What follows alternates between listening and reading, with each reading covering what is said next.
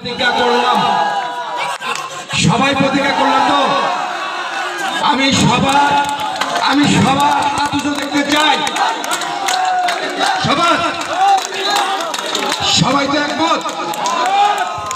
আমরা স্বৈরাচার শাসন থেকে আমরা বেরিয়ে এসেছি। আমরা কখনোই কোনো অন্যায়ের কাছে আমরা মাথা নত করিনি। আমরা কোনো অন্যায়ের কাছে মাথা নত করব না। আমরা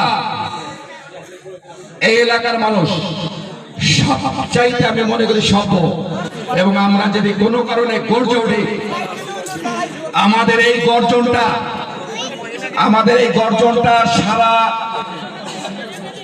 কাশিয়ানী মুকসিদপুর আমাদের নির্বাচনী এলাকায় সমস্ত জায়গা পৌঁছে যাবে ইনশাআল্লাহ। অনেকেই বলে যে আমরা নৌকায় ভোট না দিলেও নৌকা জিতবে।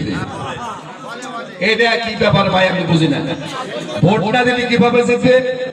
ভোট তো কত নির্বাচনে আমি দিলাম, আপনারা দিচ্ছেন। আপনারা আমার সাথে একটু ভালো জানেন যে কিভাবে ভোট হয়েছে। লাইনে দাঁড়ায় ভোট হয়েছে, নিয়ম শৃঙ্খলা মতন হয়েছে। ডাল ভাতার দিন সবাই মিলে ওইখানে ভোট দিছি। কি ভোট দিছি জানেন সবাই? এবার ভোট হবে খেলার মাঠে। এবার খেলা হবে, এবার খেলতে হবে প্লেয়ারের সঙ্গে, টাইগারের সঙ্গে খেলতে হবে। এইবার কোনো ওই খেলা হবে না যে আসেন বাজাই খেলি এক পক্ষে প্লেয়ার আসে নাই, বাজাই খেলি, কোনো বাজাই খেলা হবে না। এবার খেলে জিততে হবে। আমি গত কয়েকদিন আগে যেই দেখছি গালভরা মাংস, আজকে সেটা নাই ইনশাআল্লাহ। 7 তারিখের আগেই দেখবেন ফাইনাল খেলা হয়ে গেছে। এবার মেয়ে লীগ, জামাই লীগ এগুলো চলবে না। জনগণ তার ভোট দেবেন। আপনারা কেউ ভয় পাবেন না। আপনাদের যদি কোনো কারণে অন্যায় ভাবে আপনাদের ধরে নেয়, আমি আপনাদের সন্তান হিসেবে, আপনাদের ভাই হিসেবে আমি আপনাদের কথা দিলাম যে আপনাদের জেল থেকে বা আপনাদের থেকে না বেরে আমি বাড়ি ফিরবো না। আমরা সবাই পিছনে যারা আছেন, আমার মনে হয় একটু দুর্বল নাকি আপনারা করেন।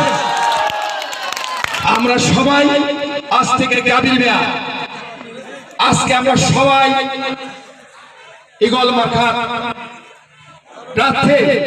আমরা কোনো মানুষ আমরা মনে করবো না, কোনো ভোটার মনে করবো না যে কাবির ভাই, শুধুমাত্র কাবির ভাই এখানে এমপি হবে না, এমপি আমরা হব। যদি কোনো কারণে কাবির ভাই আমাদের সঙ্গে ওই ধরনের মিলিটারি মেজাজ দেখায়, আমরা জনগণ আমরা বুঝিয়ে দিতে পারবো ইনশাআল্লাহ যে এই ধরনের কোনো সুযোগ আর কাউকে দেয়া হবে না। আমি গত বছর আমি ওনার বাড়িতে শুধু বাড়ি বলছি, বাড়ি এই পাশে নদীর এই পাশে ওনার বাড়ি, আর ওই পাশে একটা রাস্তা আমি গেলাম। উন্নয়নের কত জোয়ার 2 কোটি টাকা ফেরত গেছে, কোনো কাজ করতে জায়গা পান নাই। দেখলাম যে আমি প্রায় 2.5 কিলো পথ, আমাদের এলোয়ার ছিল গলগ্রামে, এলোয়ার ভাই 2.5 কিলো পথ। মিরাজ আছে নাকি এখানে? আচ্ছা, মিরাজ ওর অটোতে গেছিলাম। সেই মিরাজকে বললাম, মিরাজ কাকা কি করবো, অটো তো চলে না। আমি বললাম যে ঠিক আছে, আমাকে নামাই দিয়ে তুই ঠেলে ঠুলে আন। ওনার বাড়ি নদীর এপার আর ওই পার। উনি উন্নয়নের কোনো জায়গা পান নাই, উনি 2 কোটি টাকা ফেরত চলে গেছে। আপনারা দেখছেন নাকি? আচ্ছা, যারা আপনারা দেখছেন। আমি কোন মিথ্যা কথা যদি এই হাজারানা মজলিসে আপনাদের সামনে বলি, আপনারা প্রয়োজন হলে আপনারা কালকে যান, আপনাদের সবার গাড়ি ভাড়া দেন, সমর্থ আমার ইনশাআল্লাহ আছে, আমি দিব। যদি এখানে উন্নয়ন হয়ে থাকে, তাহলে উনি কেন 2 কোটি টাকা, কোন টাকা মানে উন্নয়নের জায়গা উনি পান নাই, 2 কোটি টাকা ফেরত গেল কেন? যেহেতু ওনাকে কাজ করতে হয় না, উনি তো ফাঁকি দুঃখী এমপি, উনি ওনার তো কাজ করতে হয় না। কাজ জানতে হয়, বুঝতে হয়, এরপরে কাজ খুঁজতে হয়, তারপরে কাজ করতে হয়। উনি আসেন, আমার মনে হয় স্বরাষ্ট্র আসছে, মন্ত্রী আসছে, এখানে এটি বাজায় ঠেলে উনি চলে যায়। আমরা যারা আছি 3 নম্বর ছাগলের বাচ্চা, আমরা এখানে বসে থেকে সালাম একটা দেই। ওনার হাতে ব্যথা কিনা জানি না, উনি হাতটা উঁচু করেন। আমাদের নিজেদের পরিচয় আছে, পারিবারিক পরিচয় আছে, সেটা কোনো ছোট্ট পরিচয় নয়। আমাদের এই অবস্থা হলে সাধারণ জনগণের কি অবস্থা হয়? কেউ পর্যন্ত বুক ফুলেছেন? আমাদের এই যে কাজী সাহেব বলছে, কেউ বুক ফুলেছেন? কেউ যদি বলেন যে বুক ফুলেছে, আমি তো পারিনি। আমি এত বড় পিতা যখন আমি পারিনি, তখন ছোটখাটো যারা আছে কি পাবেন? মানে এত বড় পিতা বলতে আমি আপনার দেশে দামি লোক মনে করি নাই, লম্বায় বলছি। আমি তো বুক ফুলাইতে পারলাম নাই 27 বছর। এই 27 বছর আমি আওয়ামী লীগের রাজনীতি করে আমি রাজাকার। আমি রাজাকার। আপনারা হাসেন কেন? আমি রাজাকার। এখন আপনারা এখানে যারা আছেন, এই যে আমার ভাগ্নে, যদিও আমার ভাগ্নে, সে আমার বয়সে বড়, এই যে হোগলাকান্দি রাজ্যে আমার ভাগ্নে আমার আপন খালাতো বোনের ছেলে। আমরা রাজাকার হইলে মুক্তিযুদ্ধ কারা দেশে বলেন তো?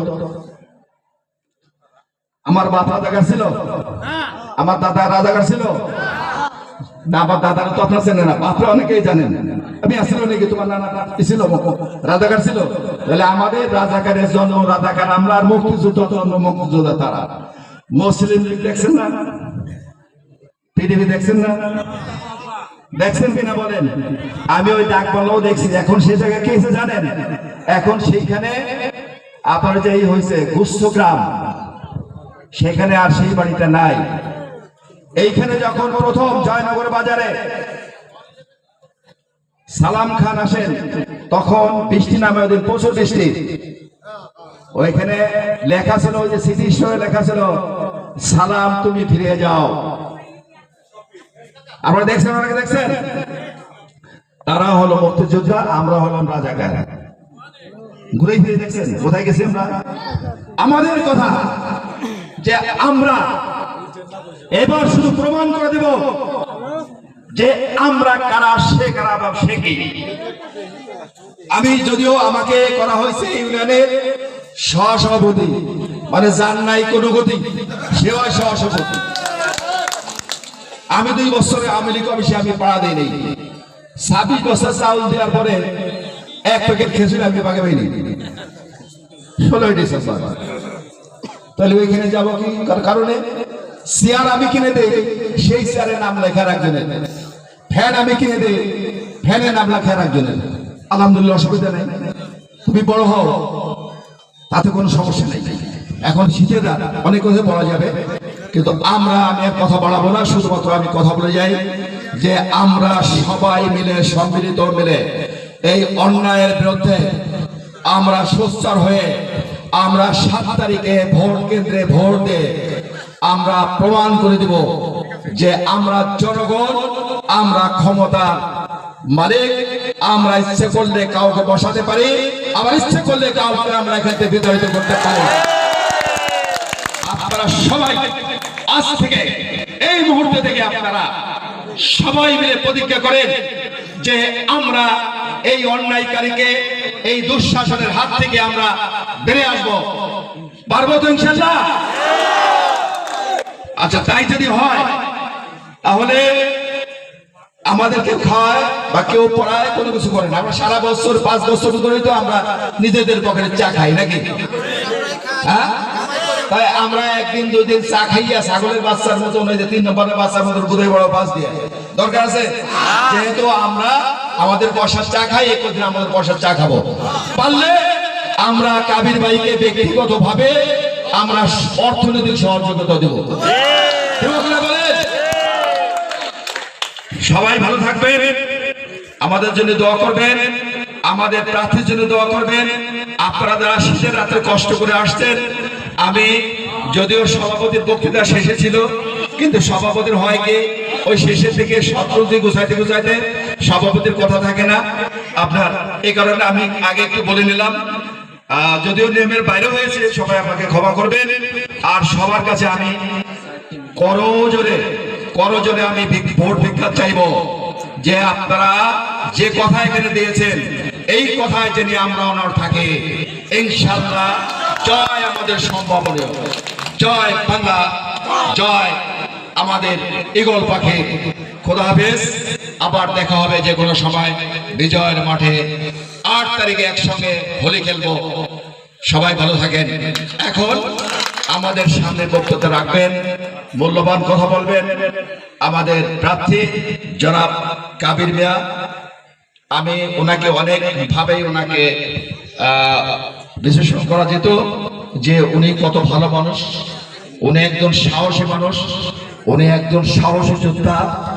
আমি ওনাকে সাহসী যোদ্ধা এই কারণেই বলি যে উনি যেভাবে দাঁড়িয়েছেন, যদি আর একটা আগে এরকম কোন প্রার্থী আমরা পেতাম তাহলে আমরা এই স্বৈর শাসন থেকে আমরা মুক্তি পেতাম না।